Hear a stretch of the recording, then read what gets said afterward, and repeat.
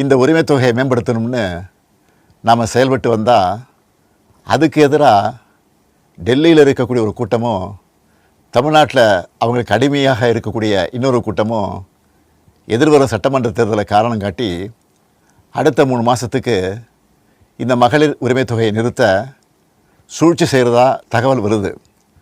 இது வச்சு நீதிமன்றத்தில் வழக்கு தொடரவும் சிலர் முயற்சி செய்வதாக செய்திகள் வருது. 1,31,00,000 மகளிர் உழைப்பை அங்கீகரிக்கிற இந்த திட்டத்தை 3 மாதம் நிறுத்தி வச்சா நீங்கள் எவ்வளவு சிரமங்களுக்கு ஆளாவீங்கன்னு உங்கள் வீட்டில் ஒருத்தனா இருக்கக்கூடிய எனக்கு நல்லா தெரியும். கடும் வெயிலில் வேலைக்கு போக கஷ்டமான கோடை காலத்தில் இந்த தொகை நிறுத்தப்பட்டால் உங்களுக்கு எவ்வளவு வலி ஏற்படும்னு என்னால் உணர முடியுது. உங்கள் மாதாந்திர செலவை எப்படி சமாளிப்பீங்க? உங்கள் குடும்பத்தில் நோய்வாய்ப்பட்டவங்களுக்கு மாத்திரை வாங்கி கொடுக்க முடியுமா? குழந்தைகள் தேர்வு எழுதுகிற காலத்தில் அவங்களுக்கு உணவு கொடுப்பதிலிருந்து தேவையான கல்வி செலவுகளை செய்ய முடியுமா? இந்த கஷ்டத்தையெல்லாம் நினச்சி பார்த்து தான் ஒரு முக்கியமான முடிவை எடுத்திருக்கிறேன்.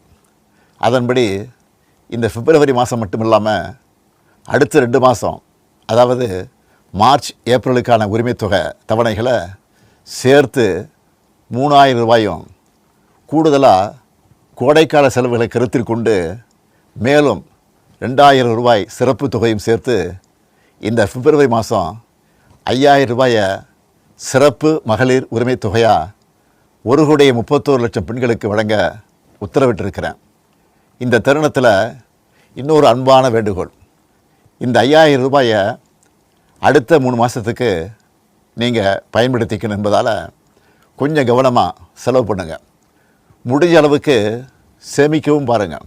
அன்பு சகோதரிகளே, உங்கள் ஆதரவோடு அடுத்து அமையப்போகிறதும் திராவிட மாடல் ஆட்சி தான். அதனால் நீங்கள் மனம் குளிரும் சிறப்பான ஒரு அறிவிப்பையும் இந்த நேரத்தில் சொல்ல விரும்புகிறேன்.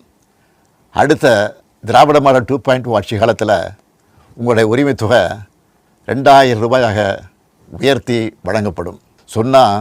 சொன்னதை செய்கிற முத்துவேல் கருணாநிதி ஸ்டாலின் கொடுக்கிற வாக்குறுதி இது.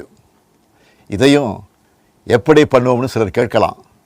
கடந்த ஆட்சியின் 10 ஆண்டுகளில் தமிழ்நாடு அடைய முடியாத பொருளாதார வளர்ச்சியை இந்தியாவே திரும்பி பார்க்க அளவுக்கு சாதித்து காட்டினவங்க நாங்கள். அதனால் எந்த தடை வந்தாலும் அதையெல்லாம் தாண்டி தமிழ்நாடே வெல்வோம் ஒன்றாக.